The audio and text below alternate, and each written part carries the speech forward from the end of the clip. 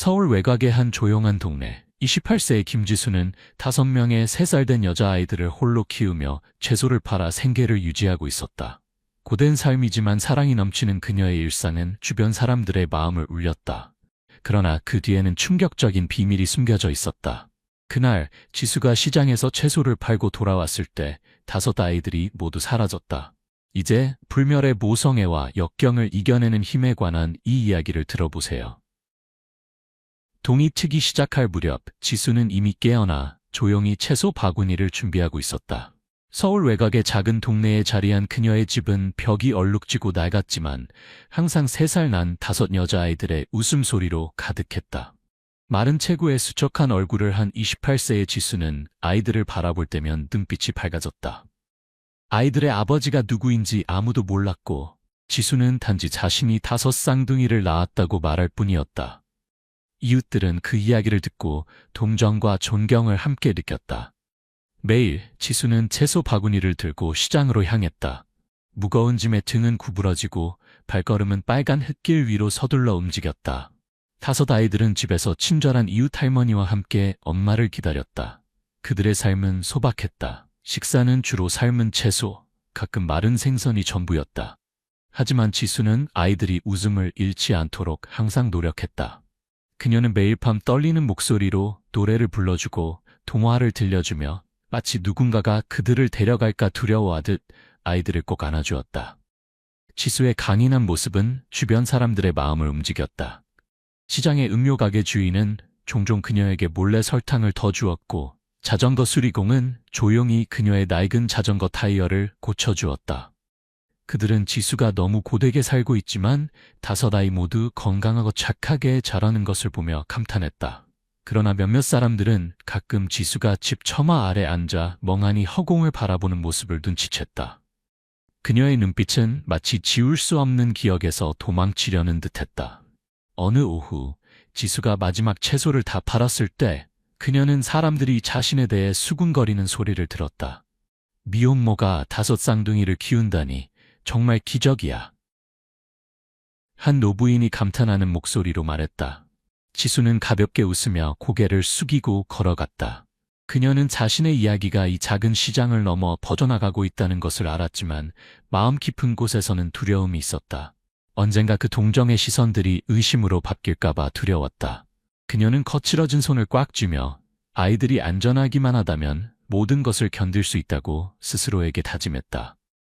그날 밤 차가운 바람이 나무 창문 틈새로 불어왔다. 지수는 5개의 작은 요람 옆에 앉아 잠든 천사 같은 얼굴들을 바라보았다. 그녀는 아이들의 부드러운 머리카락을 가볍게 만지며 가슴이 조여들었다. 무슨 일이 있어도 너희를 지킬게. 그녀는 속삭였다. 밖에서는 은빛 달빛이 내일을 위해 준비된 채소 바구니를 비추고 있었다. 그것은 한 어머니의 끈기의 증거였다.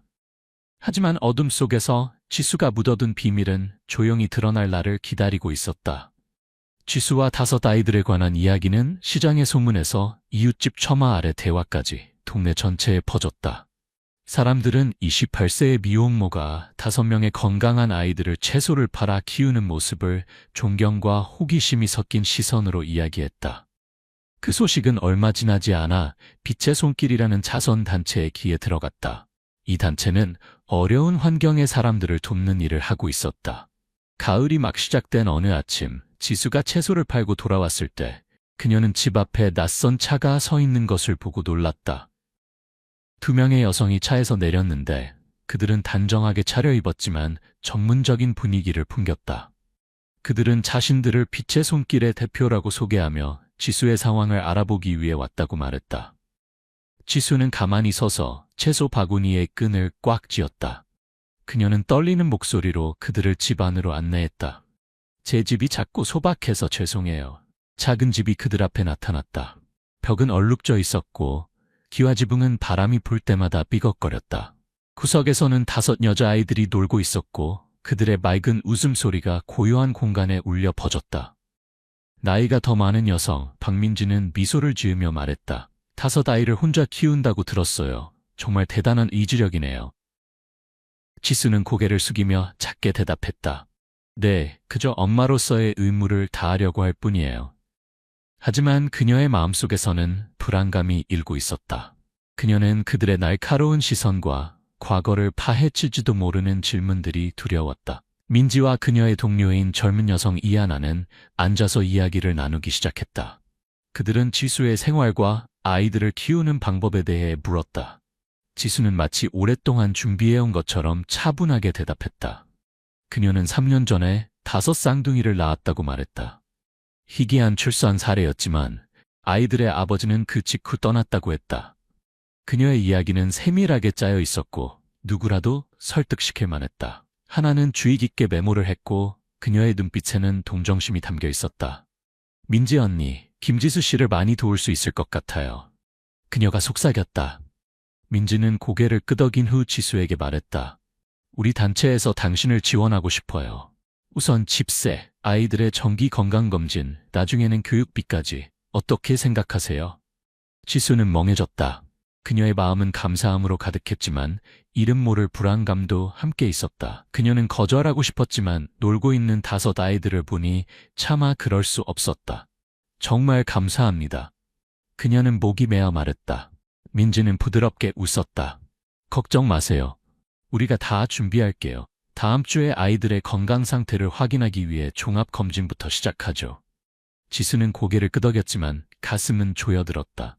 그녀는 그 절차가 시작되면 3년 동안 감춰온 비밀이 드러날 수 있다는 것을 알았다. 다음 주 빛의 손길의 차가 지수와 5 아이들을 데리러 왔다.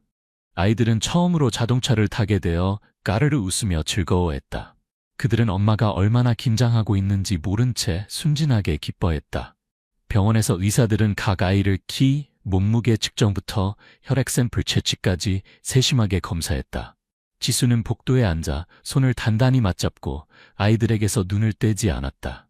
하나는 지수의 불안을 알아차리고 부드럽게 그녀의 어깨에 손을 얹었다. 걱정 마세요. 일상적인 검사일 뿐이에요. 지수는 억지로 웃었지만 그녀의 머릿속에는 3년 전의 기억이 밀려오기 시작했다. 며칠 후 민지가 지수에게 전화를 걸었다. 그녀의 목소리는 평소보다 무거웠다. 지수 씨, 우리 사무실로 올 수 있을까요? 할 말이 있어요. 지수는 불길한 예감을 느꼈다. 그녀는 아이들을 이웃 할머니에게 맡기고 서둘러 빛의 손길 사무실로 향했다. 작은 사무실에서 민지와 하나가 이미 기다리고 있었다. 그들 앞에는 서류 더미가 있었다. 민지는 지수를 바라보며 엄숙한 눈빛으로 말했다. 지수 씨, 아이들의 검사 결과가 나왔어요. 솔직히 말해주세요. 이 아이들은 쌍둥이가 아니죠? 지수는 몸 안에 피가 얼어붙는 것 같았다. 그녀는 부인하고 싶었고 예전 이야기를 다시 하고 싶었지만 민지의 눈빛은 모든 거짓을 꿰뚫고 있었다. 하나는 검사 결과지를 내밀며 떨리는 목소리로 말했다. 5 아이 모두 서로 다른 지역 출신이고 혈연 관계가 없어요. 지수 씨, 어떻게 된 일인가요? 방 안의 공기는 납처럼 무거웠다. 지수는 고개를 숙이고 손은 떨렸다. 그녀는 가장 두려워하던 순간이 왔다는 것을 알았다. 제가 그들을 낳지 않았어요. 그녀는 작게 속삭였다. 목소리가 떨렸다. 하지만 저는 그들의 엄마예요. 제발 아이들을 저에게서 떼어놓지 마세요. 민지는 한숨을 쉬었지만 성급하게 판단하지 않았다. 지수 씨, 당신에게 이유가 있다는 걸 이해해요. 하지만 진실을 모두 말해주셔야 해요. 그렇지 않으면 우리가 도울 수 없고 당국도 개입하게 될 거예요. 지수는 고개를 들었다. 눈가는 붉게 물들어 있었다. 그녀는 깊게 숨을 들이마시고 마치 남은 용기를 모으는 것처럼 보였다. 3년 전 저는 인신매매범들에게서 아이들을 구했어요. 그녀는 목이 메어 시작했다. 5 아이만 구할 수 있었어요. 그들의 어머니는 구하지 못했어요. 지수의 이야기는 마치 오래된 책이 다시 펼쳐지는 것처럼 서서히 밝혀졌다. 그녀는 비가 쏟아지던 그 밤에 대해 말했다. 그녀가 우연히 버려진 건물에서 갓난아기들을 거래하는 일단의 사람들을 발견했을 때의 일이었다. 당시 지수는 단지 작은 식당에서 일하는 평범한 여성이었지만 그냥 지나칠 수 없었다. 그녀는 위험을 무릅쓰고 맞섰고 그들이 방심한 틈을 타서 5 아기를 구했다. 그녀는 밤중에 도망쳤고 그들을 고향으로 데려가 숨어 살았다. 아이들을 보호하기 위해 자신이 엄마라고 주장했다. 제가 거짓말한 것 알아요. 지수는 계속했다. 눈물이 뺨을 타고 흘렀다.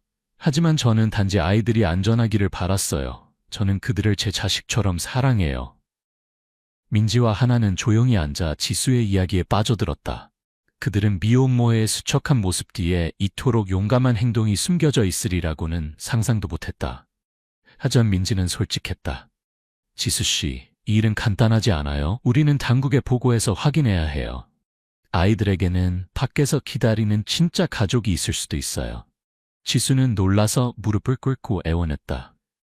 제발 누구도 아이들을 데려가게 하지 마세요. 그들은 제 전부예요. 민지는 그녀를 일으키며 부드럽지만 단호한 목소리로 말했다. 아이들을 보호하기 위해 최선을 다할 것을 약속해요. 하지만 당신도 우리를 믿어야 해요. 지수는 혼란스러운 마음으로 사무실을 떠났다. 그녀는 이제 자신의 삶이 예전과 같지 않을 것을 알았다. 그녀가 숨겨온 비밀이 드러났고 앞으로의 날들은 파도처럼 요동칠 것이다. 하지만 집에 돌아와 깊이 잠든 5 아이들을 바라보며 지수는 주먹을 꽉 쥐었다. 엄마가 너희를 잃지 않을 거야. 그녀는 다짐했다. 밖에서 그녀의 이야기는 이제 작은 동네를 넘어 전 지역으로 퍼지기 시작했다. 그리고 그것과 함께 지수가 아직 예상하지 못한 더 큰 폭풍이 조용히 다가오고 있었다. 그것은 비밀과 위험을 품고 있었다. 빛의 손길과의 만남 이후 지수는 불안 속에서 살았다. 3년 동안 지켜온 비밀이 일부 드러났고 그녀는 평화로운 날들이 끝나가고 있음을 알았다. 매일 밤 5 아이들이 깊이 잠들면 지수는 창가에 앉아 어둠 속을 바라보았다. 3년 전의 기억이 선명하게 돌아왔고 그것은 결코 아물지 않은 상처처럼 그녀를 괴롭혔다. 3년 전 25세의 지수는 서울의 작은 식당에서 청소부로 일했다. 그녀의 삶은 단순했다. 낮에는 일하고 밤에는 좁은 월세방으로 돌아갔다. 비가 쏟아지던 어느 밤 지수가 늦은 교대 근무를 마치고 걸어 돌아오는 길에 그녀는 버스 정류장 근처에서 약한 아기 울음소리를 들었다. 호기심에 그녀는 근처에 버려진 건물로 다가갔다. 희미한 가로등 아래 그녀는 3사람, 2 남자와 1 여자가 속삭이는 것을 보았다. 한 남자는 큰 천 가방을 안고 있었고 그 안에서는 갓난아기의 소리 같은 작은 움직임이 들렸다. 지수는 벽 뒤에 몸을 숨기고 심장이 쿵컹거렸다. 그녀는 희미하게 들렸다. 5개 배송 완료하면 가자. 한 젊은 여성이 가까이에 묶여 있었고 흐느끼며 목숨을 살려달라고 애원했다. 지수는 즉시 이것이 인신매매라는 것을 깨달았다. 그녀는 달려가 경찰에 알리고 싶었지만 전화는 배터리가 없었고 비는 모든 소리를 집어삼켰다. 그녀는 가만히 서 있었고 발은 마치 땅에 박힌 듯다. 하지만 한 아기의 울음소리가 그녀의 가슴을 아프게 했다. 그녀는 등을 돌릴 수 없었다. 주위를 둘러보니 그들은 천가방을 확인하느라 바빴고 주변에 신경 쓰지 않았다. 묶인 여성은 어두운 구석으로 끌려갔고 가방 근처에는 2명만 남았다. 비가 더 세게 내리기 시작했고 시야를 가리는 빗줄기를 만들었다. 지수는 깊게 숨을 들이마시고 행동하기로 결심했다. 한 사람이 물건을 가지러 돌아선 틈을 타 그녀는 천가방 근처로 슬그머니 다가갔다. 심장이 거의 터질 것 같았다. 그녀는 조심스럽게 가방을 당겨보았고 5명의 갓난아기가 더러운 천에 쌓여 빽빽하게 누워있는 것을 보았다. 그들의 눈은 감겨 있었다. 망설임 없이 지수는 가방을 꽉 잡고 어둠 속으로 달렸다. 한 사람이 문득 고개를 들어 비 속에 지수의 실루엣을 발견했다. 거기 누구야? 그가 소리치며 쫓아왔지만 짙은 비와 어둠이 그녀를 가려주었다. 지수는 미친 듯이 달렸다. 젖은 길에서 발이 미끄러졌지만 그녀는 가방을 생명처럼 꽉 안았다. 추격하는 발소리가 점점 멀어지고 마침내 사라졌다. 지수는 익숙한 야시장의 한 구석을 찾아 아기들을 우비 아래 숨겼다. 날이 밝기를 기다리며 그녀는 떨며 두려움과 결의를 동시에 느꼈다. 그녀는 아기들이 다시 그들의 손에 들어가게 할 수 없었다. 비가 그치자 지수는 5 아기를 고향으로 데려갔다. 일자리와 도시를 뒤로하고 그녀는 서울 외곽의 조용한 동네에 숨어 살았고 진실을 감추기 위해 자신이 5 쌍둥이의 엄마라고 주장했다. 그녀는 아기들을 자신의 자식처럼 사랑했고 그들에게 이름을 지어주었다. 비록 감히 소리내어 말하지는 못했지만 매일 밤 묶여있던 그 여성의 기억이 그녀를 괴롭혔다. 그녀는 자신이 누군가를 버렸는지 얼마나 많은 다른 아기들이 팔려갔는지 궁금했다. 그 양심의 가책은 지수를 조용하게 만들었고 그녀는 단지 아이들을 꼭 안아 고통을 달랬다. 현재로 돌아와 지수는 깊이 잠든 5 아이들을 바라보았다. 그녀의 마음은 무거웠다. 민지의 말이 머릿속에 울렸다. 당국이 조사할 것이다. 그녀의 비밀이 완전히 드러날 것이다. 그녀는 눈물을 닦고 주먹을 꽉 쥐었다. 엄마가 너희를 지킬게. 그녀는 속삭였다. 목소리는 단호했다. 그녀는 아이들을 구한 것을 후회하지 않았지만 그들을 잃는 것이 두려웠다. 그녀는 자신의 이야기가 멀리 퍼졌고 밖에서 어딘가에 그녀가 한때 속였던 사람들이 소식을 듣고 있을지도 모른다는 것을 알았다. 지수의 이야기는 마른 초원의 들불처럼 전국으로 퍼져나갔다. 인신매매범들에게서 5 여자아이를 구한 미혼모에 대한 뉴스가 언론에 의해 보도되었다. 소셜미디어는 술렁였다. 사람들은 지수를 영웅이라 불렀지만 일부는 의심하며 그녀가 이득을 위해 이야기를 만들었다고 주장했다. 작은 집에 앉아 지수는 아이들을 안았다. 마음은 실타래처럼 얽혀 있었다. 그녀는 단지 아이들을 보호하고 싶었지만 갑자기 무대의 조명이 그녀에게 비춰져 당황스러웠다. 얼마 지나지 않아 낯선 사람들이 나타나기 시작했다. 한 중년 남자가 문을 두드리며 자신이 한 아이의 아버지라고 주장했지만 증명할 서류는 없었다. 그 후에는 먼 지방에서 온 부부가 울며 자기 아이를 찾으러 왔다고 했다.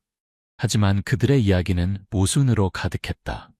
지수는 고통스럽게 어리둥절한 아이들을 바라보았다. 아이들은 무슨 일이 일어나고 있는지 이해하지 못했다. 그녀는 모든 요구를 거절하고 아이들을 꼭 안았다. 목소리는 떨렸지만 단호했다. 증거가 있을 때만 믿을 수 있어요. 그러나 마음 깊은 곳에서 그녀는 언젠가 진짜 부모들이 나타나 아이들을 영원히 데려갈까봐 두려웠다. 당국도 개입했다. 정한강이라는 이름의 경찰관이 지수를 찾아와 3년 전 사건에 대해 자세히 말해달라고 요청했다. 지수는 협조했지만 각 질문은 심장을 찌르는 칼 같았다. 인신매매범들의 신원을 알고 있습니까? 다른 관련자는요? 한강이 물었다. 지수는 고개를 저었다. 그저 비 속에서 희미하게 보았던 몇 얼굴만 기억했다. 그녀는 더 말하면 그들이 보복하러 올까봐 두려웠다. 한강은 그녀를 바라보았다. 눈빛은 엄격했다. 우리는 아이들의 출처를 찾아야 합니다. 뭔가 숨기고 있다면 당신과 아이들 모두에게 어려워질 겁니다. 지수의 이야기가 전국에 퍼진 후 며칠 동안 그녀의 삶은 불안의 연속이 되었다. 언론, 소셜미디어, 그리고 이웃들의 호기심 어린 시선까지 그녀는 마치 칼날 위를 걷는 듯했다. 그녀는 5 천사 같은 아이들, 자신이 피보다 진한 사랑으로 키우는 그들을 위해 모든 것을 정상적으로 유지하려 노력했지만 압박감은 날이 갈수록 무거워졌다. 가짜로 아이를 찾아오는 사람들, 경찰의 신문, 그리고 악의적인 소문까지 지수는 지쳐갔다. 그녀는 단지 평화롭게 아이들을 안고 두려움 없이 살 수 있는 날만을 바랐다. 그날 아침 하늘은 맑았고 부드러운 바람이 동네를 스쳤다. 지수는 평소처럼 채소 바구니를 준비했다. 하지만 이번에는 집 근처에서만 배달할 예정이었다. 잠깐만 다녀올게. 엄마 곧 돌아올게. 그녀는 아이들에게 말하며 그들의 머리를 쓰다듬었다. 3살 된 5 아이들은 집 앞 작은 마당에서 놀고 있었고 오래된 장난감을 가지고 까르르 웃고 있었다. 지수는 그들을 바라보았고 마음이 따뜻해졌다. 이웃 할머니는 오늘 일이 있어 바빴지만 그녀는 15분만 나갔다 오면 아이들이 괜찮을 거라고 생각했다. 그녀는 아이들에게 길로 나가지 말라고 당부한 후 서둘러 채소 바구니를 들고 나갔다. 고객의 집으로 가는 붉은 흙길은 불과 몇백 미터 떨어져 있었다. 지수는 채소를 배달하고 돈을 받고 잠시 대화를 나눈 후 서둘러 돌아왔다. 하지만 골목에 들어서자 불길한 예감이 엄습했다. 아이들의 익숙한 웃음소리가 들리지 않았다. 마당은 무서울 정도로 조용했다. 지수는 채소 바구니를 떨어뜨리고 마당으로 달려가며 큰 소리로 불렀다. 얘들아, 어디 있니? 엄마 왔어. 대답이 없었다. 그녀는 집 안으로 뛰어들어가 침실, 부엌, 심지어 침대 밑까지 모든 구석을 확인했지만 아무도 없었다. 지수의 심장은 빠르게 뛰었고 숨은 가빠졌다. 그녀는 마당으로 나가 주위를 둘러보았다. 아이들이 어딘가에 숨어 있기를 바라며 하지만 그들은 정말로 사라졌다. 지수는 공포에 질려 길로 달려나가 각 아이의 이름을 불렀다. 목소리는 흔들렸다. 이웃들이 소리를 듣고 모여들었다. 평소에 아이들을 돌봐주던 옆집 할머니가 얼굴이 하얗게 질린 채 달려왔다. 저는 방금 뒷마당에 있었어요. 아무 소리도 못 들었어요. 지수는 마당에 무릎을 꿇고 손으로 땅을 파헤쳤다. 마치 흔적을 찾으려는 듯했다.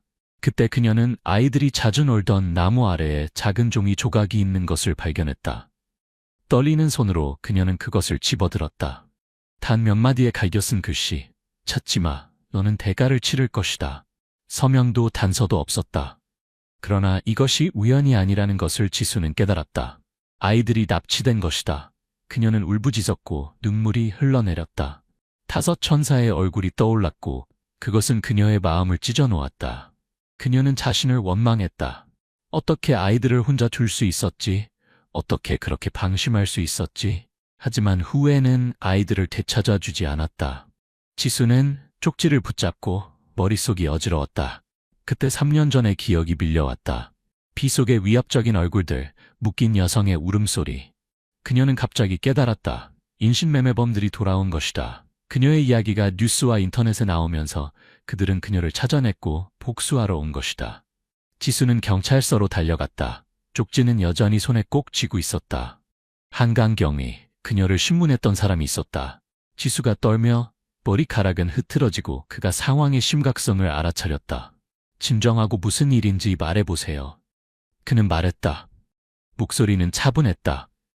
지수는 숨을 헐떡이며 아이들을 집에 두었던 순간부터 수수께끼 같은 쪽지를 발견한 과정까지 모든 것을 말했다. 한강은 쪽지를 주의 깊게 살펴보았다. 눈썹을 찌푸렸다.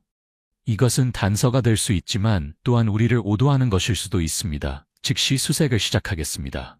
그는 수사팀을 불러 지역을 봉쇄하고 근처 CCTV를 확인하도록 지시했다. 비록 외곽 지역에는 감시장치가 거의 없었지만 지수는 가만히 앉아있을 수 없었다. 그녀는 집으로 돌아가 모든 것을 뒤지며 추가 단서를 찾기를 바랐다. 그녀는 최근 기모퉁이에서 낯선 남자의 이상한 시선, 발신자가 불분명한 부재중 전화들을 기억해냈다. 그녀는 자신이 어떤 신호를 놓쳤는지 궁금했다. 이웃 할머니가 이제 돌아와 지수를 안으며 울었다. 미안해요. 아이들이 사라진 걸 몰랐어요. 지수는 고개를 저었다. 할머니를 탓하지 않았다. 그녀는 단지 자신과 그녀를 이 악몽으로 밀어넣은 운명을 원망했다. 그날 밤 지수는 잠들지 않았다. 그녀는 집 앞에 앉아 어두운 길을 바라보았다. 마치 기적이 아이들을 데려올 것처럼. 한강이 전화를 걸어 경찰이 지역을 수색했지만 아직 아무것도 발견하지 못했다고 알렸다. 수색 범위를 넓히고 있습니다. 체력을 유지하세요. 그는 말했다.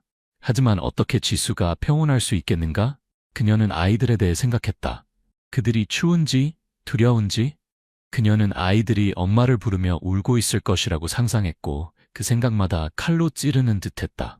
다음 날 아침 실종 사건 소식이 퍼졌다. 언론은 이미 지수의 이야기를 쫓고 있었고 이제 용감한 어머니의 5 딸들이 납치되었다는 헤드라인을 뽑았다. 여론은 다시 들끓었다. 많은 사람들이 동정을 표하고 도움을 요청했지만 일부 악의적인 사람들은 지수가 자신의 것이 아닌 아이들을 데리고 있었기 때문에 이것은 당연한 벌이라고 말했다. 지수는 신문을 읽거나 인터넷을 보지 않았다. 그녀는 단지 아이들이 돌아오기만을 바랐다. 정오쯤 예상치 못한 단서가 나타났다. 이웃 마을의 한 주민이 경찰에게 어젯밤 의심스러운 트럭이 지나가는 것을 봤다고 알렸다. 그것은 오래된 산업단지 방향으로 향했다. 한강은 즉시 이 정보를 지수와 공유했다. 우리가 확인 중입니다. 하지만 혼자서 아무것도 하지 마세요. 위험합니다. 지수는 고개를 끄덕였지만 마음속으로는 이미 결정했다.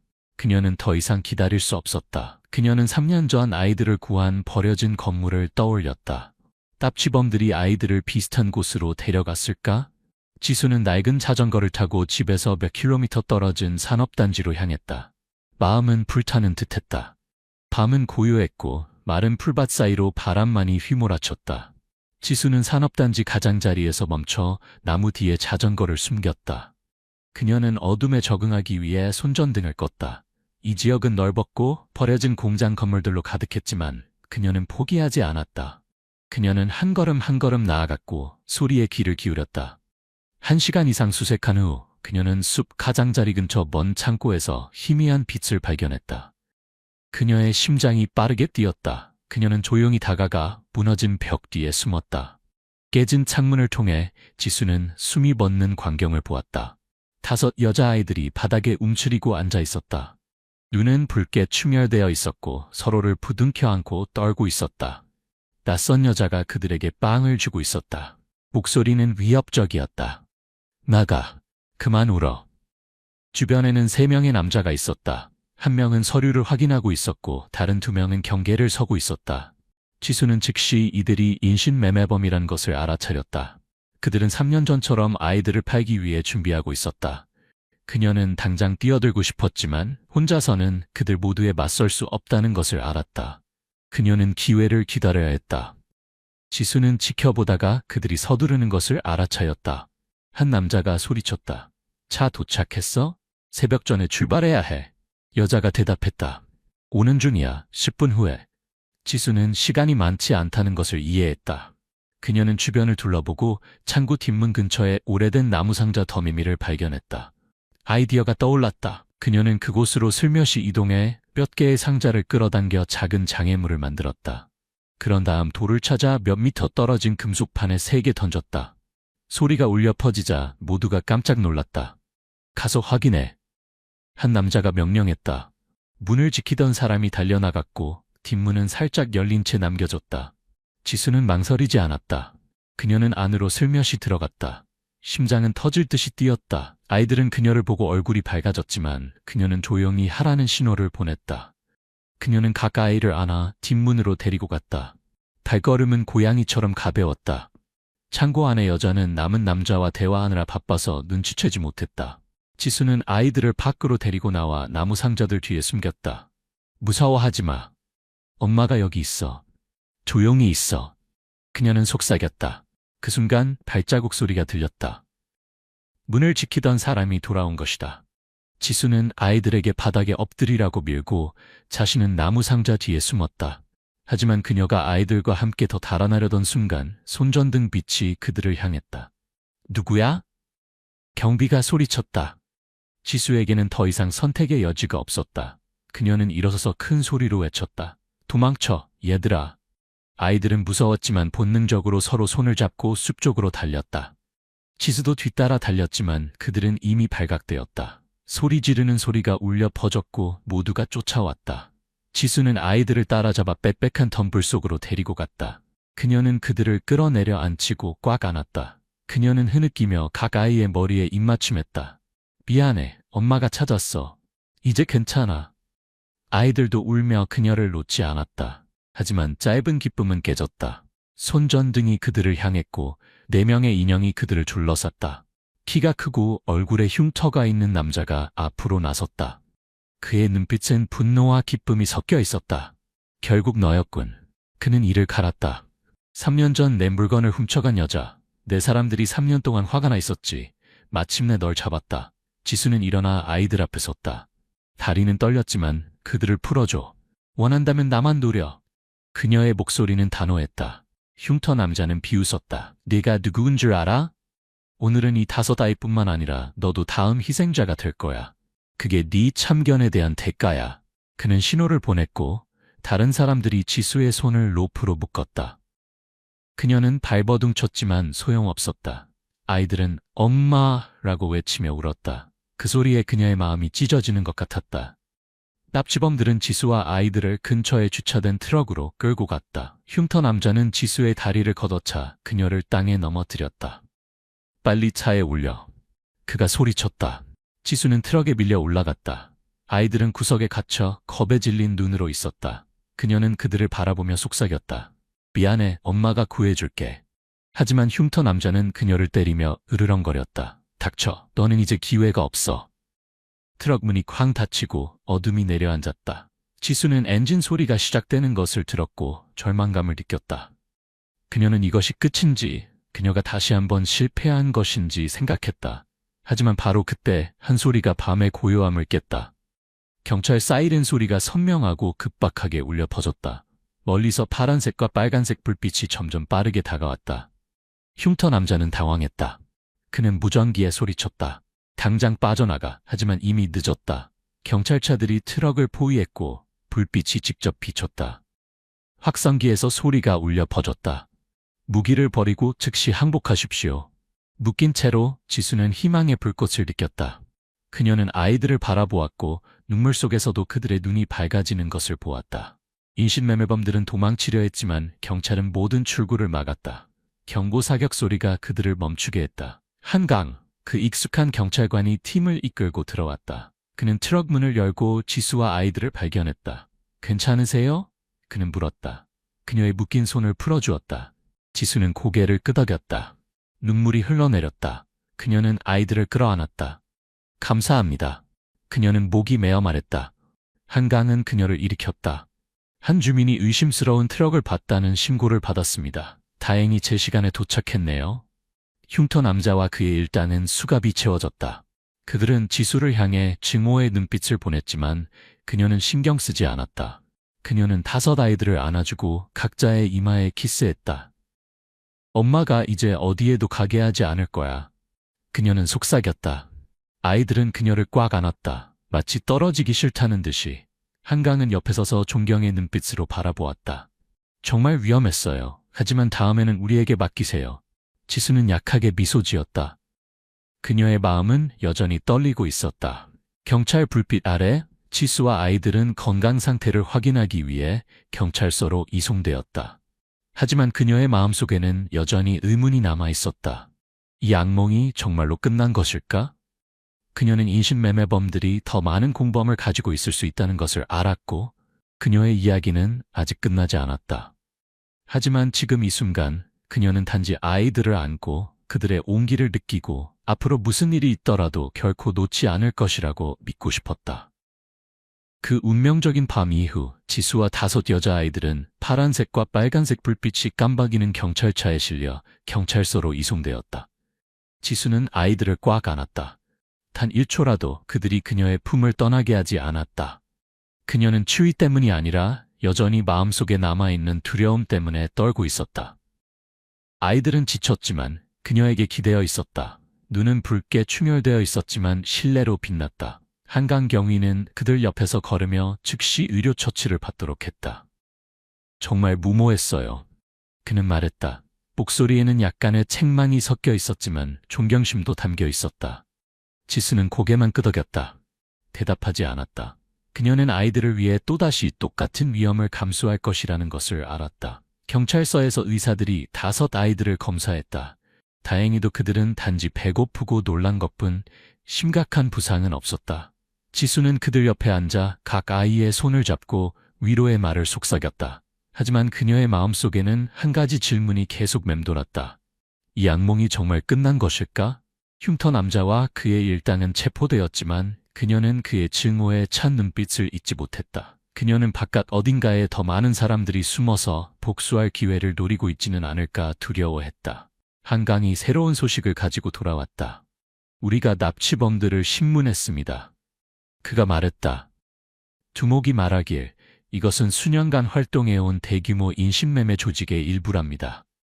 3년 전에 당신이 아이들을 구했을 때 그들은 큰 거래를 놓쳤대요. 그들은 당신의 이야기가 뉴스에 나온 이후부터 당신을 추적했습니다. 지수는 몸이 차가워지는 느낌이 들었다. 그녀는 3년 전에 무모한 행동이 이렇게 큰 위험을 초래할 줄 몰랐다.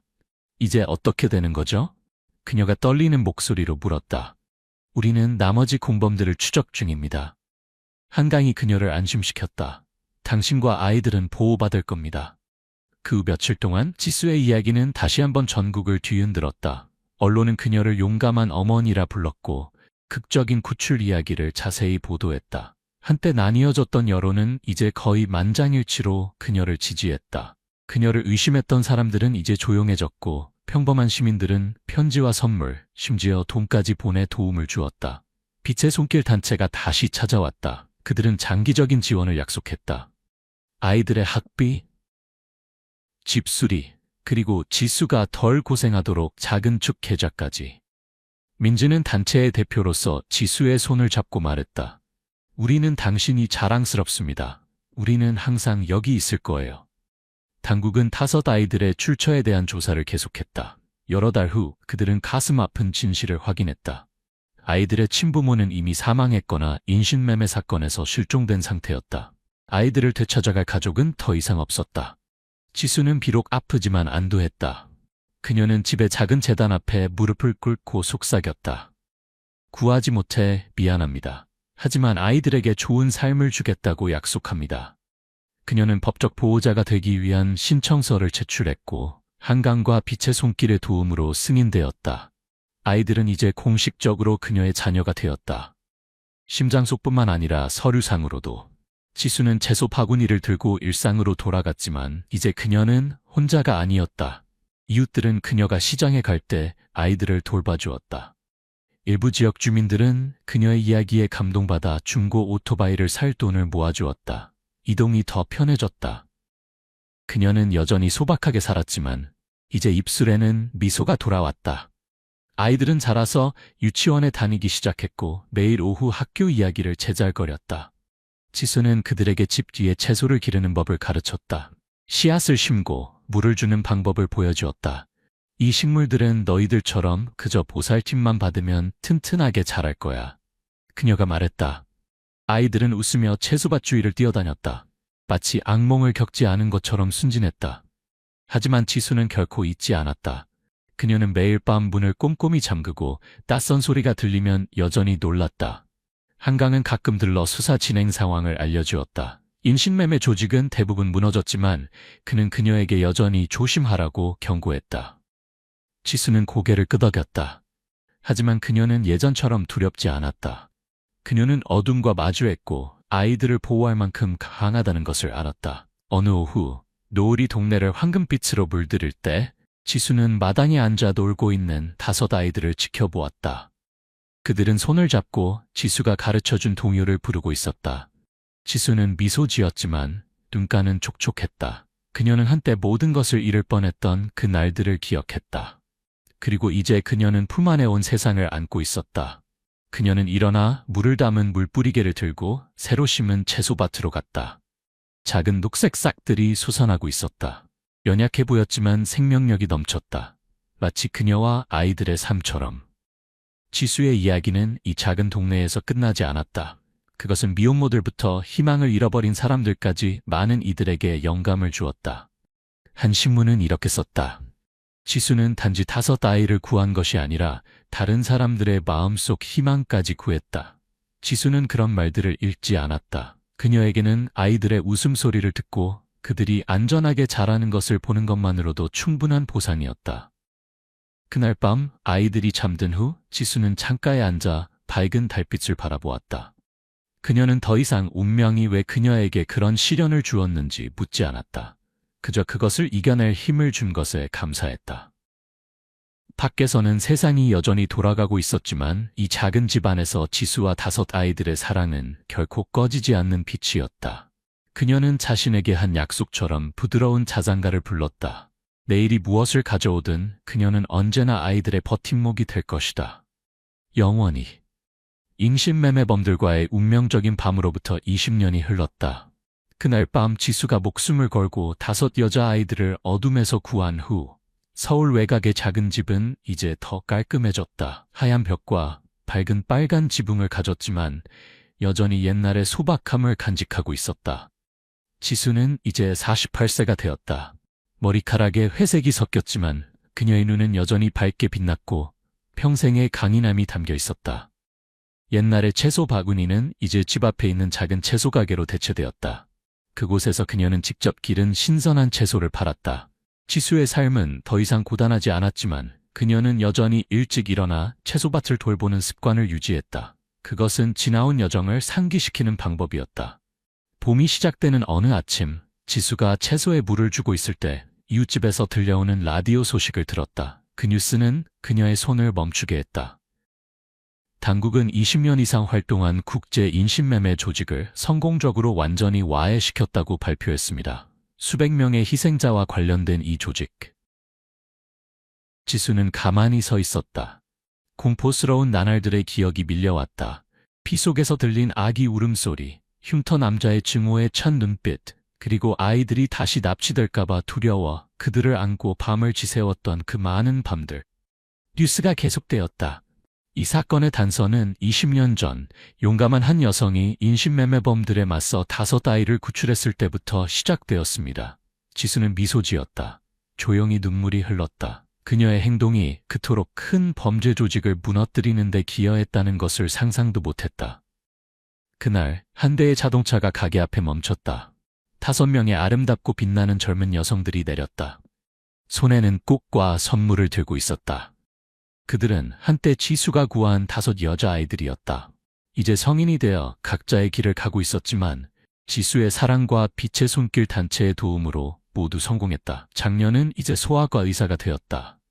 지수가 젊었을 때처럼 부드러운 미소를 가지고 있었다. 둘째는 여성과 아이들의 권리를 보호하는 변호사였다. 셋째는 유치원 교사로 지수가 그녀를 사랑했던 것처럼 아이들을 사랑했다. 넷째는 감동적인 이야기를 쓰는 기자였다. 그리고 막내는 환경공학자로 가난한 시골 지역을 위한 관계 시스템을 설계하고 있었다.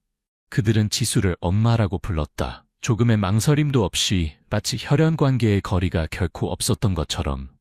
어머니의 날 축하해요. 막내가 소리치며 지수를 꽉 안았다. 그날은 특별한 날이었다. 공식적인 어머니의 날은 아니었지만 5 자매가 지수에게 돌아와 감사를 표하기 위해 선택한 날이었다. 그들에게 삶을 준 것에 대해 지수는 한 명씩 안아주었다. 눈물과 미소가 섞였다. 그녀는 그들을 바라보며 가슴이 자부심으로 부풀었다. 더러운 천가방에 담겨있던 떨리는 아기들에서 그들은 이제 세상의 향기를 전하는 화려한 꽃이 되었다. 너희들은 엄마의 가장 큰 선물이야. 그녀는 목이 메어 말했다. 그날 점심은 웃음소리로 가득했다. 젊은 여성들은 일과 서로를 놀리는 이야기를 했다. 마치 어릴 때처럼. 지수는 조용히 앉아 들었다. 그녀는 자신이 그들을 키울 힘이 없을 것이라고 생각했던 어려운 시절을 떠올렸다. 하지만 빛의 손길은 단지 돈뿐만 아니라 격려와 함께 그곳에 있었고 그녀가 모든 어려움을 극복하도록 도왔다. 빛의 손길의 대표였던 민지. 이제는 은퇴했지만 방문했다. 그녀는 지수의 손을 잡고 말했다. 당신은 기적을 만들었어요. 아이들을 보면 세상이 밝아지는 것 같아요. 오후에 지수는 5 여성을 집 뒤 채소밭으로 데리고 갔다. 채소는 녹색으로 무성했고 새싹들이 노을 아래에서 자라고 있었다. 그들 여정의 상징처럼 그녀는 20년 전에 가르쳤던 것처럼 새 씨앗을 심는 방법을 보여주었다. 이 식물들은 너희들 같아. 충분한 사랑만 있으면 튼튼하게 자랄 거야. 젊은 여성들은 웃었지만 그들의 눈은 반짝였다. 그들은 그 말이 단지 식물에 관한 것이 아니라 그들을 한 가족으로 묶어준 사랑에 관한 것임을 이해했다. 그날 저녁 온 가족이 작은 제단 주위에 모였다. 그곳에서 지수는 3년 전에 구하지 못한 어머니들을 기리기 위해 매일 향을 피웠다. 그녀는 속삭였다. 약속을 지켰어요. 아이들은 모두 안전해요. 5 여성은 뒤에 조용히 서서 기도했다. 마치 그들을 미소 짓게 하는 보이지 않는 영혼들을 느끼는 것 같았다. 지수의 삶은 새로운 장으로 접어들었다. 그녀는 더 이상 무거운 채소 바구니를 지고 다니지 않았고 두려움 때문에 밤에 잠을 설치지도 않았다. 작은 채소 가게는 이웃들의 만남의 장소가 되었다. 그곳에서 그녀는 자신의 이야기를 나누며 다른 사람들에게 영감을 주었다. 그녀는 더 많은 글자를 배우기 시작했고 자신의 기억을 글로 옮겼다. 넷째 딸의 도움을 받아 작은 책을 만들었다. 그 책은 유명해지지 않았지만 미혼모들이 읽고 희망을 찾기에 충분했다. 지수는 또한 빛의 손길의 강연에 참여하여 자신의 여정을 이야기하고 옳은 일을 위해 목소리를 높이도록 사람들을 격려했다. 몇 달 후 어느 아침 지수는 한강에게서 편지를 받았다. 이제 은퇴한 그 경찰관은 이렇게 썼다. 인신매매 조직이 완전히 사라졌습니다. 당신이 모든 것을 시작했습니다. 감사합니다. 지수는 편지를 읽고 마음이 가벼워졌다. 그녀는 편지를 재단에 놓았다. 마치 과거에 대한 마지막 보고서처럼. 그날 5 딸들이 다시 방문했다. 그들은 깜짝 선물을 가져왔다. 집 뒤 채소밭에 설치할 작은 표지판이었다. 지수 엄마의 정원이라고 새겨져 있었다. 이곳은 엄마가 우리에게 씨앗을 심어준 곳이에요. 장녀가 말했다. 눈가에 눈물이 맺혔다. 지수는 웃으며 그들을 안았다. 아침 햇살 아래 정원은 빛났다. 시간을 초월한 사랑의 증거처럼. 지수는 정원 가운데 서서 활기차게 대화하는 5 여성을 바라보았다. 그녀는 더 이상 운명이 왜 그녀를 선택했는지 묻지 않았다. 그저 엄마가 될 수 있어서, 아이들이 빛나는 것을 볼 수 있어서 감사할 뿐이었다. 그녀의 삶은 많은 파도를 겪었지만 이제는 희망의 노래가 되었다. 그리고 그 정원, 끝없는 녹색 새싹들이 있는 곳은 혈연보다 더 강한 유대로 맺어진 한 어머니와 5 딸의 이야기를 영원히 간직할 것이다. 평화로운 초등학교 운동장 한가운데에서 한 소년이 갑자기 무릎을 꿇고 울부짖었다. 내 동생을 돌려줘. 동생이 여기 묻혀 있어. 민준의 울음소리가 고요한 공기를 찢어놓았고 6년 동안 묻혀있던 끔찍한 비밀의 실타래가 서서히 풀리기 시작했다. 6살 아이의 말이 환상으로 치부되었지만 그것은 사회 전체를 충격에 빠뜨린 발견으로 이어졌다. 이 애달프고 충격적인 이야기를 함께 들어보자. 해맑은 초등학교는 서울 외곽의 조용한 주택가에 자리 잡고 있었다. 학교 뒤로는 아파트 단지가 늘어서 있고 앞으로는 작은 공원이 펼쳐져 있었다. 쉬는 시간이 되면 운동장은 1학년, 2학년 아이들의 웃음소리로 가득 찼다. 아이들은 뛰어다니며 술래잡기를 하고 몇몇은 느티나무 아래 모여 간식을 나눠 먹었다. 느티나무 그늘 아래에서는 선생님들이 담소를 나누고 있었고 나뭇잎 사이로 비치는 햇살이 붉은 벽돌 바닥에 얼룩덜룩한 그림자를 만들어냈다. 이 평화로운 분위기가 곧 충격적인 사건으로 산산조각 날 것이라고는 아무도 예상하지 못했다. 운동장 한가운데에서 1학년 A반의 민준이는 혼자 벤치에 앉아 있었다. 민준이는 원래 내성적이고 친구가 별로 없어 주로 혼자 놀거나 교실 구석에서 조용히 그림을 그리곤 했다. 오늘 그의 커다란 눈동자는 멍하니 운동장 중앙의 붉은 벽돌을 응시하고 있었다. 아무도 그 아이에게 신경 쓰지 않았다. 그러다 공간을 찢는 듯한 날카로운 비명이 울려 퍼질 때까지는 동생 돌려줘. 민준이가 벌떡 일어나 작은 손으로 얼굴을 감싸고 처절하게 울부짖었다. 그는 벽돌 바닥에 쓰러졌고 온몸이 떨리고 있었다. 내 동생 돌려줘. 동생이 저기 밑에 있어. 민준의 울음소리가 울려 퍼지자 운동장이 순식간에 조용해졌다. 술래잡기 하던 아이들이 멈춰서서 어리둥절한 표정으로 그를 바라보았다. 몇몇 아이들은 민준이가 무슨 놀이를 하는 것이라 생각하고 킥킥 웃었지만 그의 공포에 질린 눈빛과 뺨을 타고 흐르는 눈물을 보고는 웃음을 거두었다. 민준의 담임인 윤서연 선생님이 급히 달려왔다. 민준아, 괜찮니? 진정하자. 서연 선생님은 무릎을 꿇고 아이의 어깨에 손을 얹으며 달래려 했다. 하지만 민준이는 몸부림치며 작은 손으로 붉은 벽돌을 가리키며 흐느꼈다. 내 동생이 저기 묻혀 있어요. 내가 실수로 동생을 묻어버렸어. 그의 말에 서연 선생님은 깜짝 놀라 민준의 손이 가리키는 방향을 바라보았다. 운동장 한복판에 홀로 놓인 붉은 벽돌, 특별할 것 없어 보였다. 무슨 말을 하는 거니? 그럴 리가 없잖아. 선생님은 진정시키려 했지만 속으로는 섬뜩함을 느꼈다. 민준의 눈빛은 장난치는 아이의 것이 아니었다.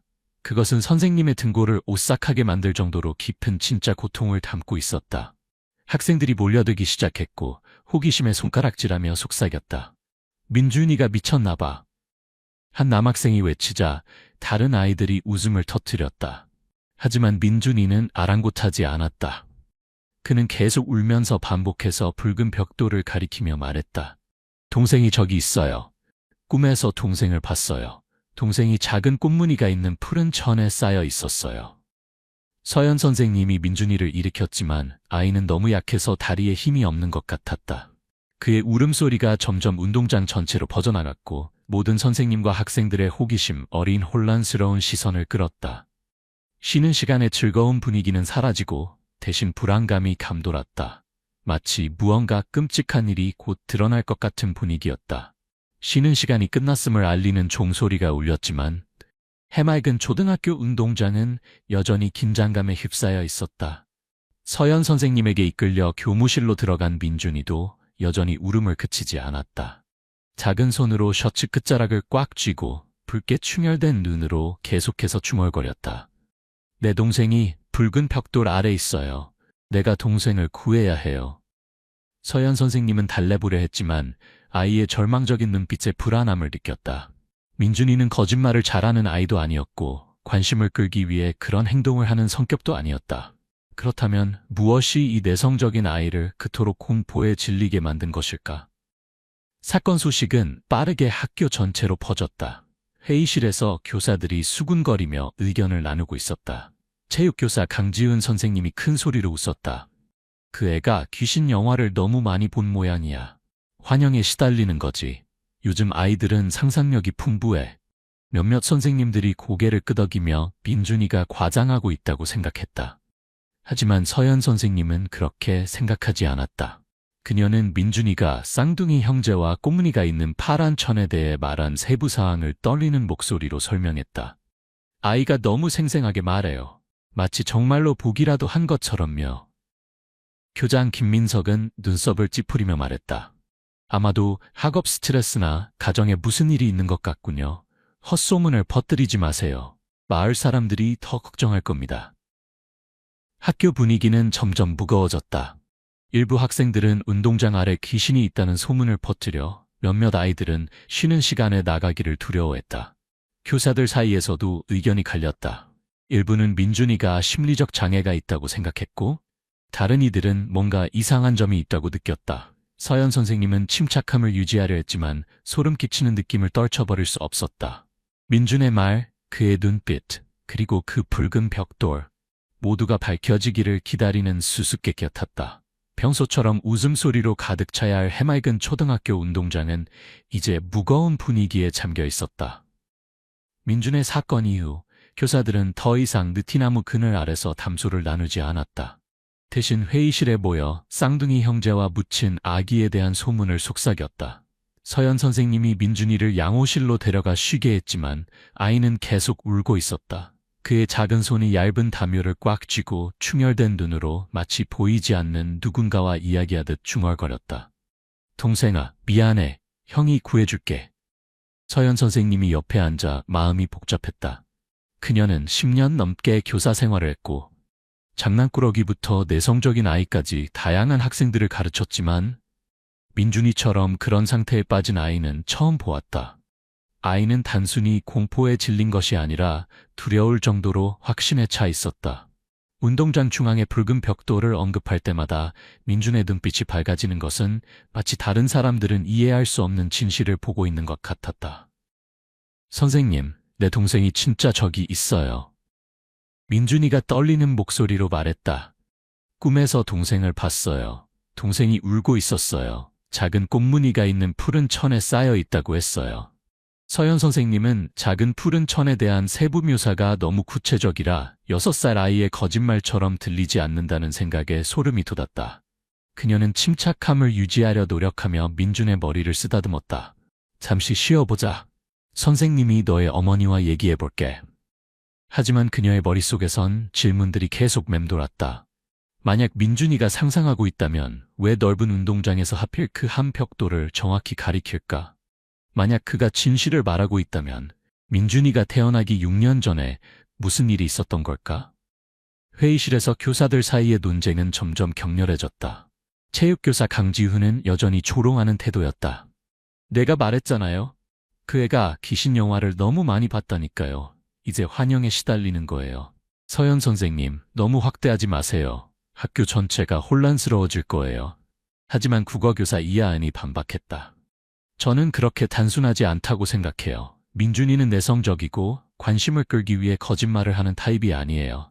게다가 너무 구체적으로 말해요. 푸른 천, 작은 꽃무늬, 붉은 벽돌. 어떻게 6살 아이가 그런 것을 생각해낼 수 있겠어요? 교장 김민석은 신중한 사람이었다. 턱을 문지르며 생각에 잠겼다. 그는 미신을 믿지 않았지만 민준이의 확신은 무시할 수 없었다. 우선 학부모에게 알려야겠군요. 김 교장이 결정했다. 서연 선생님, 민준이 어머니를 학교로 불러주세요. 필요하다면 심리상담사도 연락하겠습니다. 이 일이 밖으로 새어나가게 해서는 안 됩니다. 주민들이 소문을 퍼뜨릴 테니까요. 장수연, 민준의 어머니는 혼란스러운 상태로 학교에 도착했다. 그녀는 방금 일을 마치고 돌아온 참이었고 바느질 작업으로 옷에 실밥이 잔뜩 묻어 있었다. 서연 선생님의 설명을 듣고 그녀는 거의 화를 냈다. 서연 선생님, 아이를 너무 응석받게 하지 마세요. 아이가 거짓말을 하고 있어요. 제가 이미 말했잖아요. 저는 민준이 하나만 낳았어요. 병원 기록에도 명확히 나와 있어요. 무슨 쌍둥이 동생이 있겠어요. 그녀는 민준에게 돌아서서 큰 소리로 꾸짖었다. 민준아, 더 이상 헛소리 하지 마. 엄마는 이미 충분히 힘들어. 이렇게 말썽 피우면 어떡하니? 하지만 민준은 두려워하지 않았다. 그는 고개를 들고 충혈된 눈으로 어머니를 똑바로 쳐다보았다. 엄마는 몰라요. 내 동생이 운동장 밑에 있어요. 난 동생이 우는 걸 봤어요. 동생은 나랑 닮았는데 더 작아요. 동생은 작은 꽃무늬가 있는 푸른 천에 쌓여서 바로 저 붉은 벽돌 아래 묻혀 있어요. 민준의 말은 마치 칼날처럼 수연을 충격에 빠뜨렸다. 서연 선생님은 그녀가 떨리는 것을 보고 않도록 도왔다. 수연 씨, 진정하세요. 아마도 민준이가 심리적인 영향을 받은 것 같지만 우리는 분명히 해야 할 필요가 있어요. 수연은 6년 전부터 보관해온 병원 기록을 휴대폰으로 열었다. 글자가 선명하게 나타났다. 산모 장수연, 남아 출산, 체중 3.2kg, 날짜 2018년 5월 15일, 제왕절개 수술에서 특이사항 없음. 그녀는 화면을 서연 선생님에게 보여주며 목이 메인 목소리로 말했다. 보세요. 쌍둥이 출산 같은 건 없었어요. 서연 선생님은 기록을 자세히 읽었지만 여전히 마음이 불안했다. 만약 모든 것이 수연의 말대로라면 왜 민준이는 그런 이상한 세부사항을 알고 있는 걸까? 그녀는 민준을 바라보았다. 아이는 이제 울음을 그쳤지만 여전히 시선은 운동장을 향하고 있었다. 붉은 벽돌이 홀로 놓여 있는 곳을. 선생님, 저기를 파보세요.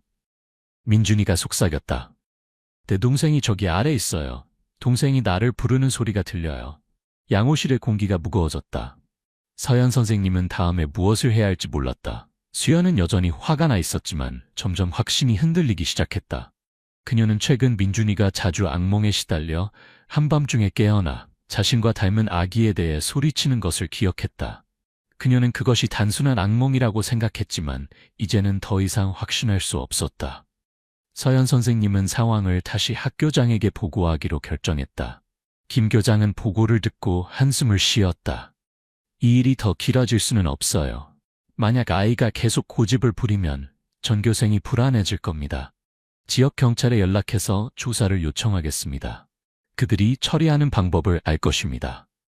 서연 선생님은 고개를 끄덕였지만 그녀의 마음속에서는 경찰을 부르는 것이 단순히 민준을 진정시키기 위한 것만이 아니라 운동장 아래 정말로 무언가가 숨겨져 있을지도 모른다는 이상한 예감 때문이라는 것을 알고 있었다. 그날 오후 2명의 경찰관이 학교에 도착했다. 그들은 서연 선생님과 수연이 지켜보는 가운데 회의실에서 민준을 신문했다. 선임 경찰관 박준호는 의심스러운 표정을 지었다. 민준아, 너는 이 이야기를 어디서 들었니? 누가 너에게 쌍둥이 동생에 대해 말했니? 민준이는 고개를 저었다. 아무도 말해주지 않았어요. 제가 동생을 봤어요. 동생이 붉은 벽돌 아래 묻혀 있다고 했어요. 작은 꽃무늬가 있는 푸른 천에 쌓여 있었어요. 동생이 울고 있었어요. 동생이 저를 불러서 구해달라고 했어요.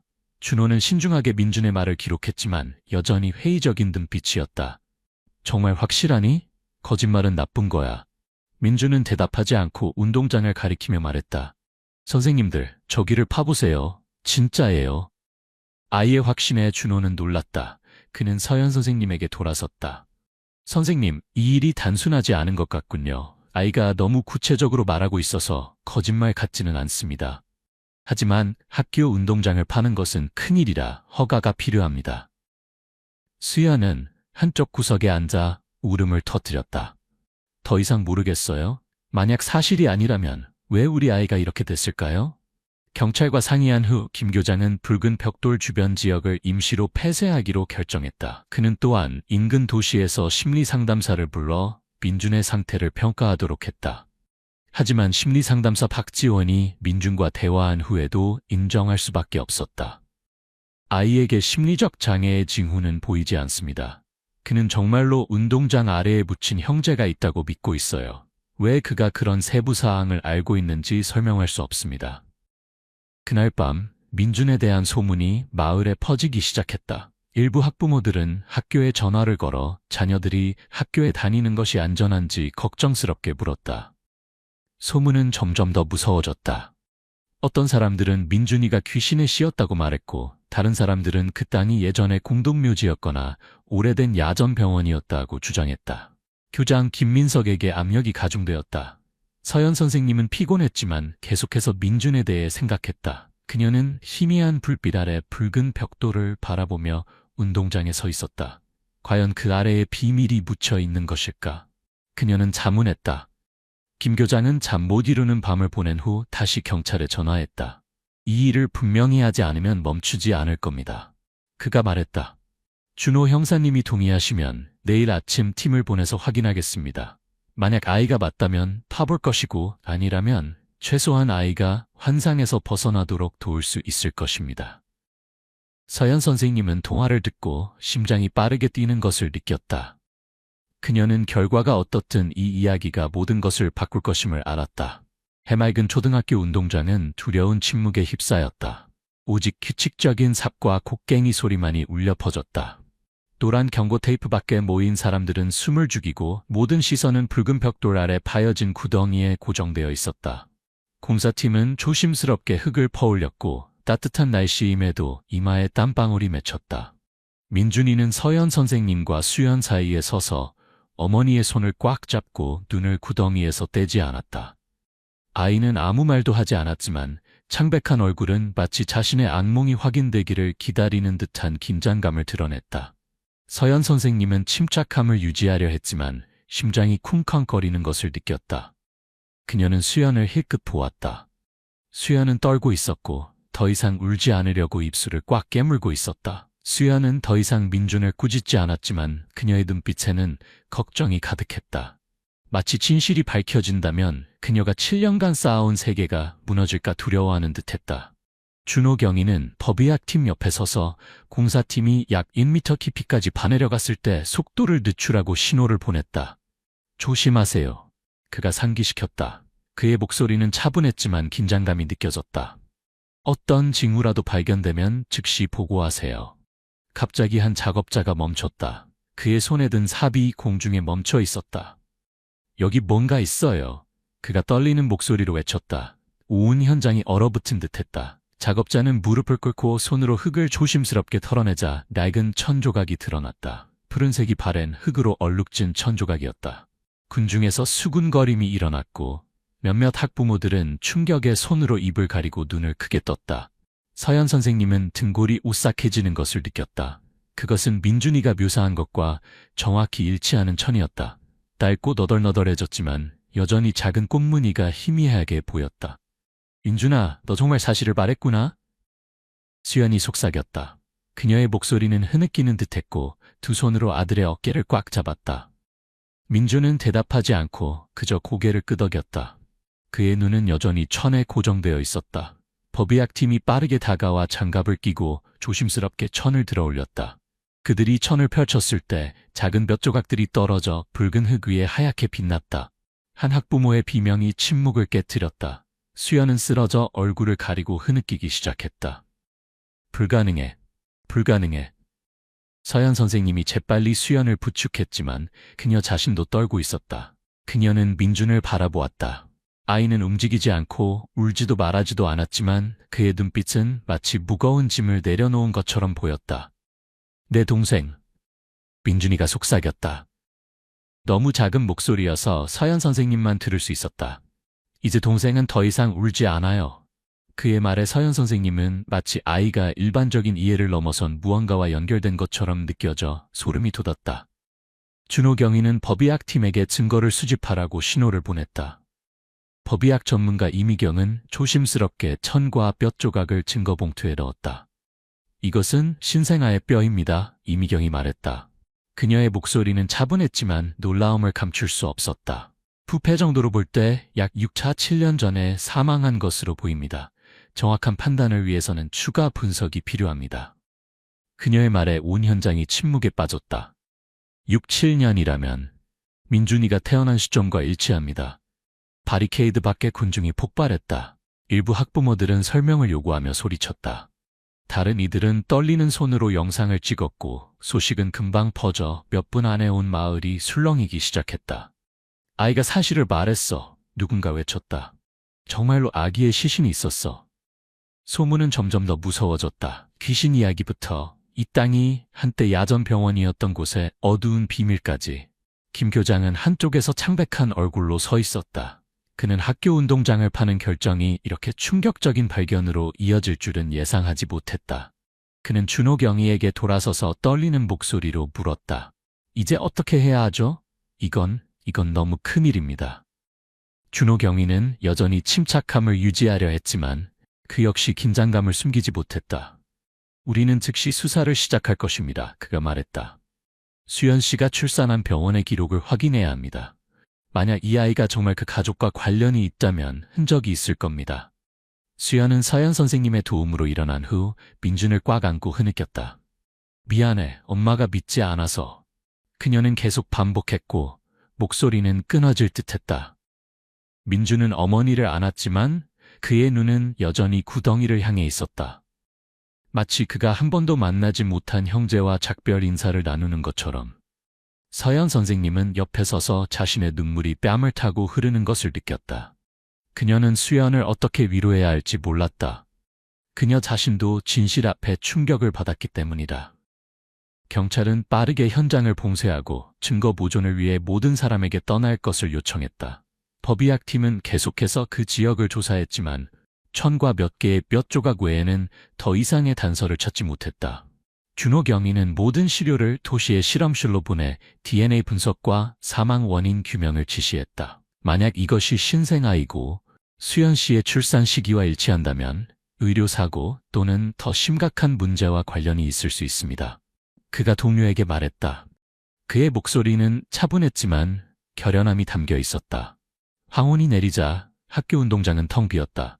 붉은 벽돌이 있던 자리는 이제 학교의 중심부에 상처처럼 남겨진 빈 구덩이가 되었다.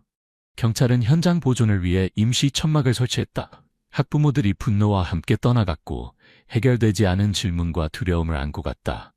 수연은 민준을 데리고 집으로 돌아갔지만 그녀의 발걸음은 마치 자신도 모르던 비밀을 짊어진 것처럼 무거웠다. 서연 선생님은 학교에 남아 희미한 불빛 아래 구덩이를 바라보았다. 그녀는 민준, 그의 꿈, 그리고 낡은 푸른 천에 대해 생각했다. 어떻게 6살 아이가 그런 끔찍한 진실을 알 수 있었을까? 그녀는 초자연적인 것을 믿지 않았지만 처음으로 논리를 넘어선 무언가가 일어나고 있다고 느꼈다. 민준이가 해냈구나. 그녀는 자신에게 속삭였다. 마을에서는 민준과 푸른 천에 대한 이야기가 퍼지기 시작했고 모든 골목과 구석에서 화제가 되었다. 사람들은 아이가 천안의 눈을 가졌다고 소문을 퍼뜨렸고 쌍둥이 형제의 영혼이 정의를 요구하기 위해 그에게 들어갔다고 했다. 하지만 서연 선생님은 소문이 진실이 아님을 알았다. 진실은 소문이 아니라 과거 어딘가에 병원 기록 속에 있었다. 그리고 7년 전에 누군가가 묻으려 했던 비밀 속에 있었다. 밤이 내리고 달빛이 빈 구덩이를 비추자 차가운 바람이 불어와 느티나무 잎을 흔들었다. 운동장은 조용했지만 비밀은 아직 끝나지 않았다. 붉은 벽돌 아래의 발견은 단지 더 큰 폭풍의 시작에 불과했고 모든 거짓말을 휩쓸어버릴 준비가 되어 있었다. 해맑은 초등학교 운동장에서의 충격적인 발견 이후 모든 것이 변했다. 붉은 벽돌 아래에서 발견된 낡은 푸른 천과 신생아의 뼈는 이제 증거봉투에 담겨 도시 법의학 실험실로 보내졌다. 온 마을에 소문이 퍼졌고 물가에서 길모퉁이까지 소셜미디어 그룹에서 이웃 대화에 이르기까지 이야기가 흘러다녔다. 6살 민준의 이야기. 묻힌 쌍둥이 형제를 본 아이는 충격을 넘어 더 심오한 질문을 던졌다. 누가 아이를 묻었는가? 왜 병원 기록에는 쌍둥이 출산이 기록되지 않았는가? 그리고 무엇이 민준에게 진실을 알게 했는가? 지역경찰서에서 준호 경위는 사건을 담당하며 서류 더미 앞에 앉아 있었다. 법의학 실험실에서 보낸 예비 보고서는 뼈가 약 6-7년 전에 사망한 신생아의 것임을 확인했고 민준의 출생일인 2018년 5월 15일과 일치했다. 우연의 일치라고 보기는 어렵군. 준호 경위는 중얼거리며 수연의 병원 기록을 다시 확인했다. 문서에는 분명히 기록되어 있었다. 산모 장수연, 남아 출산, 제왕절개 수술, 특이사항 없음. 하지만 운동장 아래의 발견은 이 진실에 의문을 던졌다. 준호 경위는 먼저 수연이 출산한 오래된 야전병원에 초점을 맞추기로 했다. 이 병원은 10년 넘게 운영되다가 2019년에 철거되어 해맑은 초등학교가 지어졌다. 만약 아이가 학교 운동장 아래에 묻혔다면 그것은 그 땅이 아직 병원 부지였을 때 일어났을 것이다. 준호 경위는 동료에게 말했다.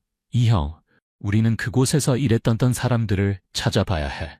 조사팀은 지방보건부 기록에서 병원 직원 명단을 확보했지만 많은 사람들이 이미 다른 곳으로 발령받거나 은퇴했다. 의심의 초점은 수연의 수술을 집도한 최원태 의사에게 맞춰졌다. 최 의사는 이제 환갑에 가까워 인근 도시에서 개인 클리닉을 운영하고 있었다. 경찰이 그를 조사차 불렀을 때 그는 침착해 보였지만 눈빛이 회피하는 듯했다. 이것이 준호 경위의 의심을 불러일으켰다. 신문실에서 최 의사는 준호 경위 맞은편에 앉아 손을 꽉 쥐고 있었다. 그 출산을 정확히 기억하지 못합니다. 그가 말했다. 7년 전이고 저는 매달 수십 건의 수술을 했습니다. 기록에 쓰여진 그대로입니다. 준호 경위는 낡은 푸른 천과 뼈 조각의 사진을 책상 위에 올려놓았다. 이것을 보세요. 경위가 차갑게 말했다.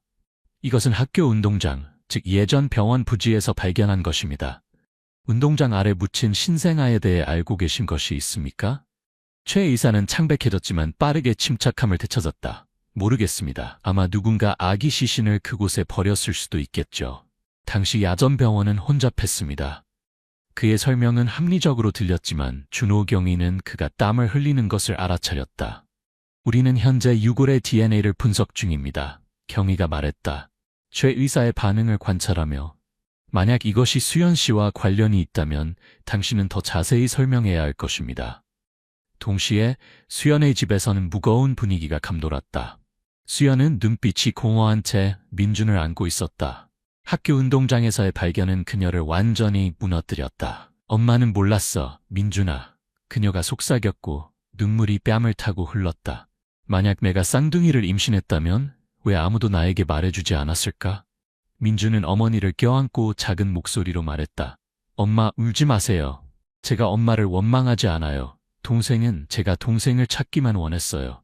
그의 말은 수연이 더 크게 울게 만들었고 죄책감이 그녀의 마음을 채웠다. 서연 선생님이 수연을 방문하여 민준에게 여전히 동생이 꿈에 나타나는지 물었다. 민준은 고개를 저었다. 아니요, 선생님. 동생을 찾은 이후로는 더 이상 꿈을 꾸지 않아요. 제 동생은 이제 떠났어요. 아이의 말에 서연 선생님은 소름이 돋았다. 그녀는 이 이상한 연결을 설명할 수 없었다. 며칠 후 DNA 결과가 실험실에서 도착했다. 준호 경위는 봉투를 열며 심장이 빠르게 뛰는 것을 느꼈다. 보고서는 유골이 수연과 민준의 DNA와 일치함을 확인했다. 즉 그것은 수연의 아이이자 민준의 형제, 아마도 쌍둥이 형제일 가능성이 높았다. 준호 경위는 즉시 수연을 경찰서로 불렀다. 결과를 들었을 때 그녀는 쓰러져 소리쳤다. 어떻게 이럴 수 있죠? 저는 몰랐어요. 아무도 저에게 쌍둥이를 임신했다고 말하지 않았어요. 서연 선생님이 수연과 함께 왔고 그녀를 위로하며 안았지만 그녀 자신도 진실에 충격을 받았다. DNA 결과는 최 의사에 대한 압박을 강화하는 지렛대가 되었다. 경찰은 그를 다시 불러 DNA 보고서를 그의 앞에 올려놓았다. 유골은 수연 씨의 아이입니다. 준호 경위가 단호하게 말했다. 당신은 제왕절개 수술을 담당한 의사였습니다. 신생아가 그냥 사라져서 병원 운동장에 묻힐 수는 없습니다. 당신이 무슨 일을 했습니까? 최 의사는 떨기 시작했고 땀이 이마에 맺혔다. 저는 모릅니다. 그가 더듬거렸지만 그의 목소리에서 자신감이 사라졌다. 경찰은 한 목격자를 찾아냈다. 한나라는 야전병원의 전 간호사였다. 그녀는 수연이 출산한 밤에 최 의사가 수술실을 떠나는 것을 보았다고 증언했다. 그는 작은 첨보다리를 안고 있었고 불안해 보였다. 그가 실수에 대해 그리고 숨겨야 한다는 것에 대해 중얼거리는 소리를 들었어요. 그녀가 말했다.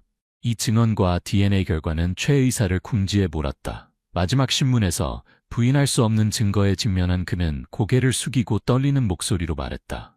이야기하겠습니다. 제발 공개하지 말아주세요. 제 인생이 망가질 것입니다. 준호 경위는 냉정하게 대답했다. 말해보세요. 진실은 무엇입니까? 최 의사는 깊게 숨을 들이마셨고 눈을 감은 채 마치 7년 동안 묻어두었던 악몽과 마주하는 것처럼 보였다. 푸른 천과 붉은 벽돌 아래 숨겨진 끔찍한 비밀이 드러나려 하고 있었다. 한 정해진 밤, 야전 병원에서 일어난 암흑의 실수가 모두에게 알려지려는 순간이었다. 경찰서 신문실의 공기는 무거웠다. 최 의사는 여러 날의 부인 끝에 이제 고개를 숙인 채 떨리는 손으로 책상 가장자리를 꽉 쥐고 있었다. DNA 결과가 신생아 유골이 수연의 아이임을 확인했고 간호사 한나의 증언이 그를 궁지로 몰았다. 준호 경위는 최 의사를 똑바로 바라보며 냉정한 목소리로 말했다. 당신에겐 선택권이 없습니다. 진실을 말하거나 우리가 모든 것을 공개할 것입니다. 최 의사는 눈가가 빨갛게 충혈된 채 마치 7년 동안 피해 다녔던 악몽과 마주하는 것처럼 깊은 한숨을 내쉬었다. 저는 의도하지 않았습니다. 최 의사가 떨리는 목소리로 시작했다. 그날 밤 수연 씨의 수술은 계획대로 진행되지 않았습니다. 그는 잠시 멈추고 침을 삼켰다. 마치 각 단어가 그의 마음을 베는 칼날 같았다. 준호 경위는 동료에게 녹음을 시작하라고 신호를 보냈다. 그의 시선은 최 의사에게서 떠나지 않았다. 계속하세요. 경위가 말했다.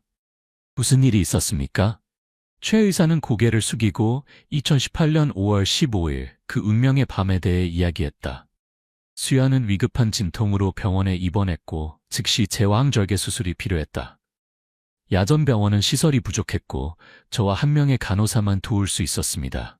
저는 그녀가 쌍둥이를 임신했다는 것을 몰랐습니다. 최 의사가 목이 메인 듯 말했다. 초음파는 당시 선명하지 않았고 장비도 낡았습니다. 저는 한 아이만 있다고 생각했습니다. 하지만 수술 중 최 의사는 두 태아를 발견했다.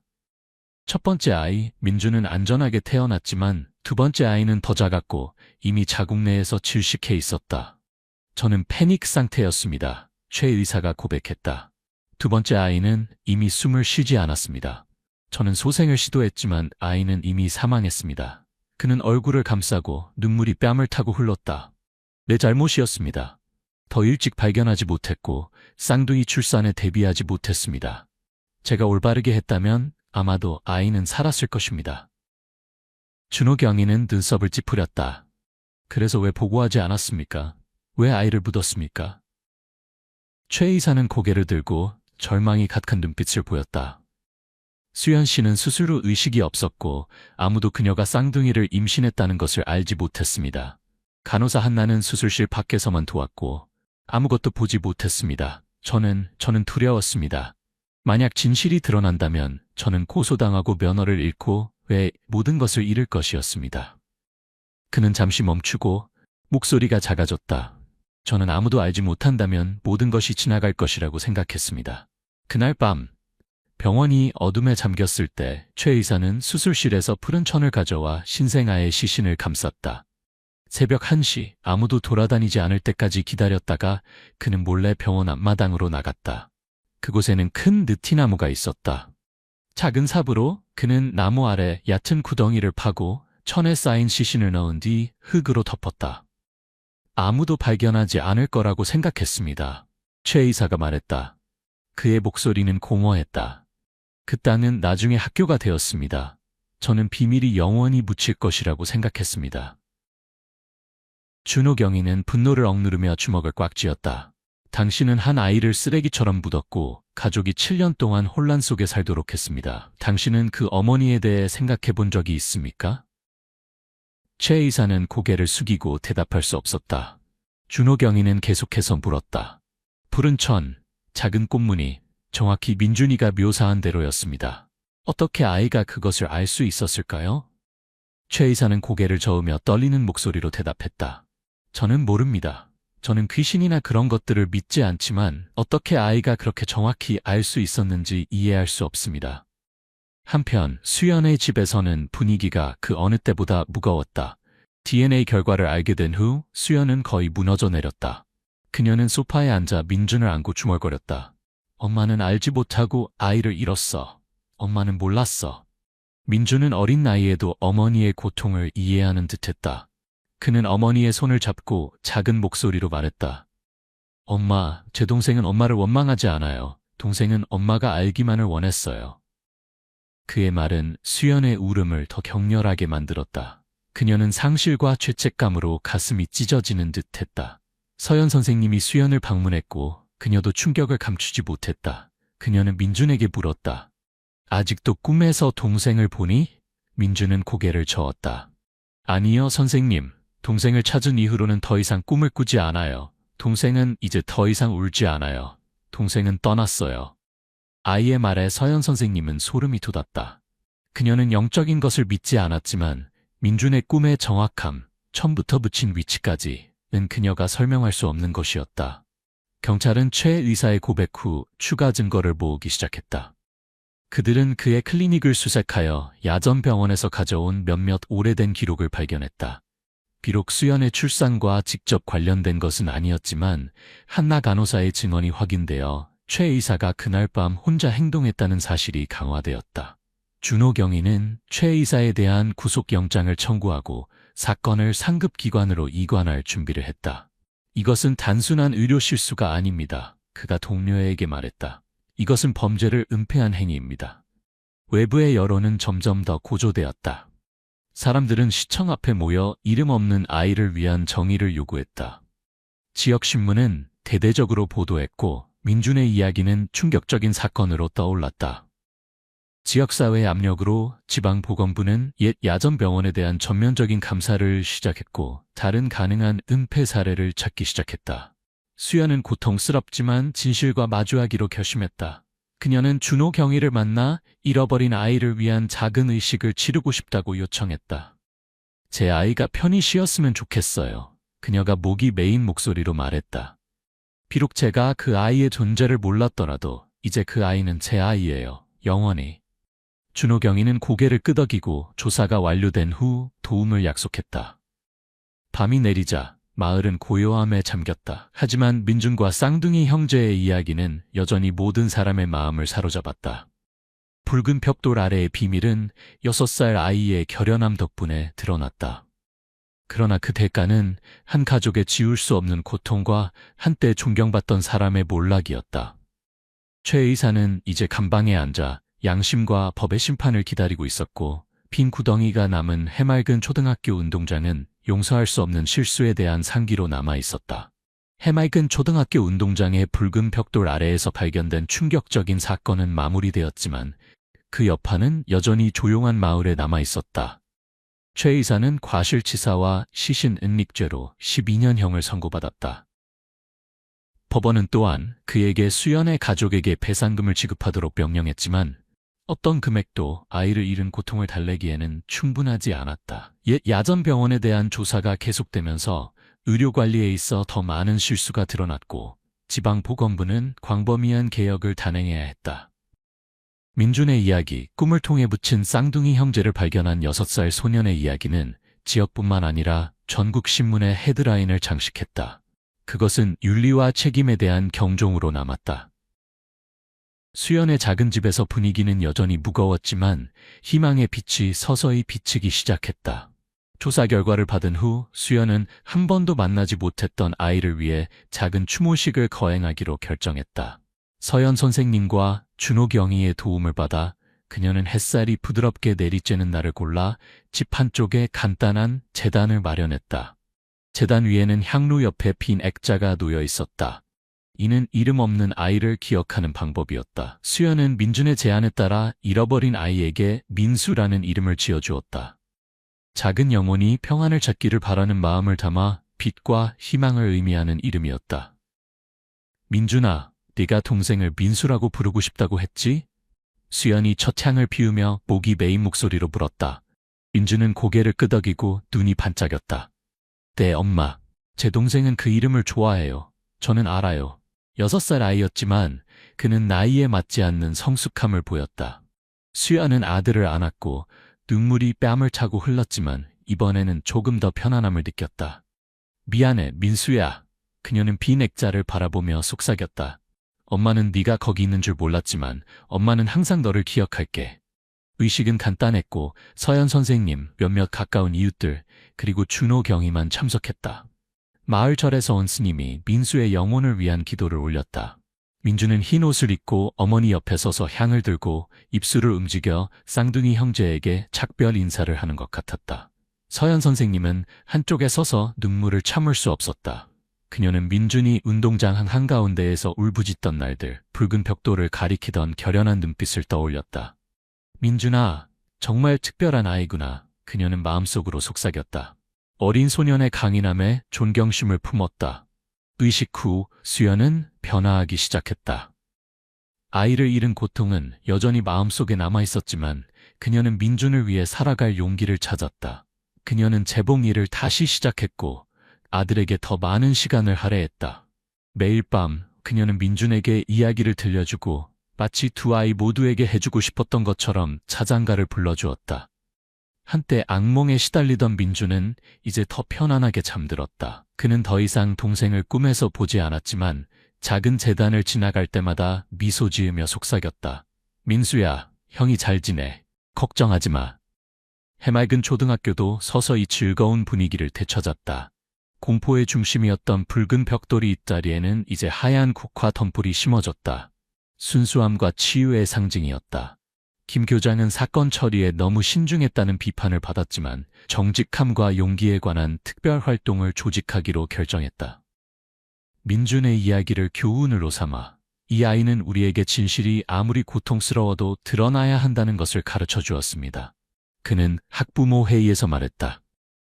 민준은 교실로 돌아왔고 더 이상 내성적인 아이가 아니었다.